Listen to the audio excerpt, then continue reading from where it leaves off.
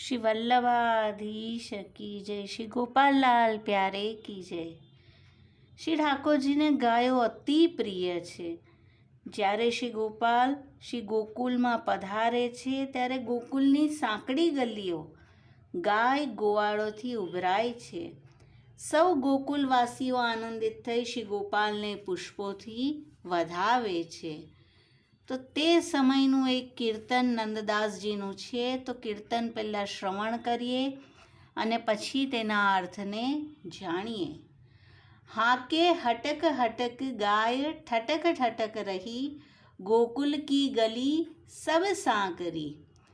શ્રી ઠાકોરજીએ વનમાંથી જ્યારે ગાયોને ભેગી કરી અને વેણુના નાદમાં શ્રી ઠાકોરજી ગાયોનો પુકાર કરી રહ્યા છે અને ગોપીજનોને કહ્યું છે કે જ્યારે હું હે શ્યામા એવો પુકાર કરું તો હે રાધેજુ હું આપની સુધી કરી રહ્યો છું અને હવે હું વનમાંથી પાછો આવવાનો છું, તો હું આપને તે જણાવી રહ્યો છું। જ્યારે હું હે ધોરી કહીને બોલાવું તો હે શ્રી ચંદ્રવદની ચંદ્રાવલીજી હું આપની સુધી કરી રહ્યો છું। એમ દરેકે દરેક ગાયોના નામમાં સંકેતમાં શ્રી ગોપીજનોના અને સ્વામિનીજીના નામ છે।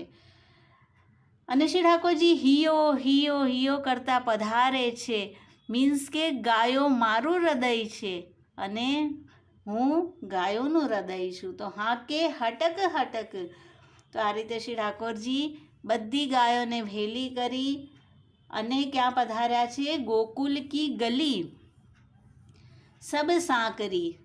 ગલી એટલે સાંકરી છે કે તેમાં બે ન સમાઈ શકે। શ્રી ઠાકોરજી અને ગોપીજનો એક થઈને રહે છે તેમાં। જારી અટારી જરોખન ગોખન ઝાંકત દૂર દૂર। જેવું વેણુનાદમાં ગોપીજનો શ્રી સ્વામિનીજી પોતાના નામને શ્રવણ કરે છે, કોઈ જારીમાંથી જુએ છે, કોઈ અટારી, કોઈ ઝરોખા અને કોઈ ગોખનમાંથી દૂર દૂરથી ઝાંકે છે। ઠોર ઠોર તે પરત કાંકરી। અને જ્યારે ગાયોની ખુર રજ દૂરથી હવામાં દેખાય છે, તેવા રજના ગોટે ગોટા દેખાય છે, ત્યારે ગોપીજનો સમજી જાય છે કે હવે પ્રભુ નિકટ જ છે। અને જ્યારે પ્રભુ દરેક ગોપીજનોના અટારીની નીચે આવે છે ત્યારે તેના ઉપર કળીઓ પધરાવે છે। લોકોને એમ લાગે છે કે માનો કળીઓથી ફૂલ પધરાવીને શ્રી ઠાકોરજીનું સ્વાગત કરે છે, પણ ચંપકલી કુંદકલી બરખત હૈ રસ ભરી। કઈ કળી પધરાવે છે? તો કે ચંપકલી અને કુંદકલી રસરૂપ જે કળી છે તે પધરાવે છે। પ્રભુ તેને હસ્તમાં લઈને જુએ છે। તામે પુની દેખિયત લીખે હૈ જો આકરી।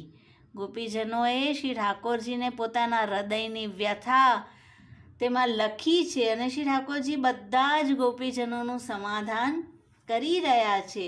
જેના જે સંદેશા છે તે કળીઓમાં લખ્યા છે અને પ્રભુ તે વાંચી રહ્યા છે। નંદદાસ પ્રભુ જહીં જહીં દ્વારે ઠાડે હોત। નંદદાસજી કહે છે મારા પ્રભુ જે દ્વારે જઈને ઠાડા રહે છે તહીં તહીં બચન માંગત। તો ગોપીજનો વચન માંગે છે પ્રભુને અને સંદેશો તો લખ્યો છે તે કળીઓમાં। કાહુસો હા કરી કાહુસો ના કરી। જેના જે મનોરથ છે તો પ્રભુ કોઈ ગોપીજનોને તો હા કરી રહ્યા છે અને કાહુસો ના કરી એટલે શું ગોપીને ના પાડી દીધી?